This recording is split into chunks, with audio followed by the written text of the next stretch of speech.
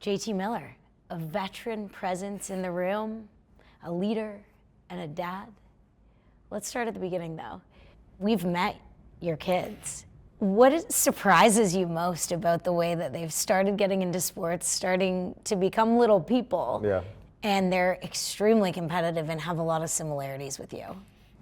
I mean, just watching the Scarlett and Scotland get older now at 4 and 5. They'll be 5 and 6 in the spring, or 5 and 6 in the spring, and it's just fun. It's getting so much more fun. You know, like you said, they're becoming people, and their attitudes are 3 times as much as they used to be. But like I said, they're me and my wife combined, so I see the competitive nature in them, and now we work on how to control that as a family. Scotland, the oldest, is a miniature version of me. It is scary. My mom and dad just laugh when they see her. She is so passionate and wears her heart on her sleeve. You know, for me as a dad, I feel like I can really help her with stuff like that, even though I still need help myself. You generously let us come visit and see a little bit of your life outside of Vancouver when you're home for the summer. And we talked about a piece of land and your JT Miller's escape. Tell us about your Oasis and what that does for you. You know, my family, we were a deer hunting family, always have been. And we never had our own land to hunt and spend time on, and I just something that I knew when I started playing in the NHL that purchasing some of that just to have our own for the family is something I always wanted to do. It really is a getaway from the craziness of the hockey season, and it's something we try to do as much as we can, and it's something that I know that my kids are going to love and remember, and it's a fun family property.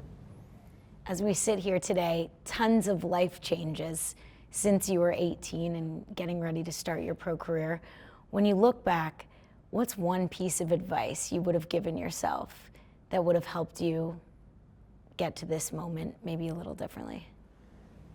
Well, there's one thing I say all the time. I actually use it a lot, and I'll even say that Rick Nash told me when I was 20 and grumpy, I was getting called up down to the minors, and he told me that it's never as bad as you think it is, and it's never as good as you think it is. That's something that's really stuck with me. Relaxing and using that advice, I think, has been helpful. And I use it off the ice and on the ice about as much as possible, and I use it for my kids too. And I don't know. I think that's something that would have helped me a lot if I learned it a little sooner. With this group, it seems to be a pretty special group. You've been here a while. As it's evolved, what do you think has made this locker room in particular so special and built that chemistry that you guys seem to have both on and off the ice? I just think it's time together. Yeah, I think you develop chemistry and a lot of relationships. You know, there's been a handful of us that have been here for 5-6 years now.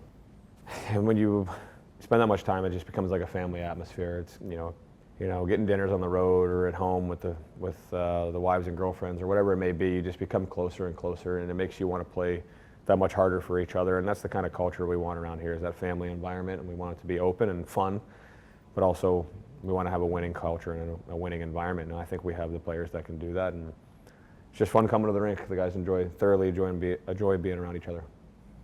Thank you so much for sitting down with us. No problem.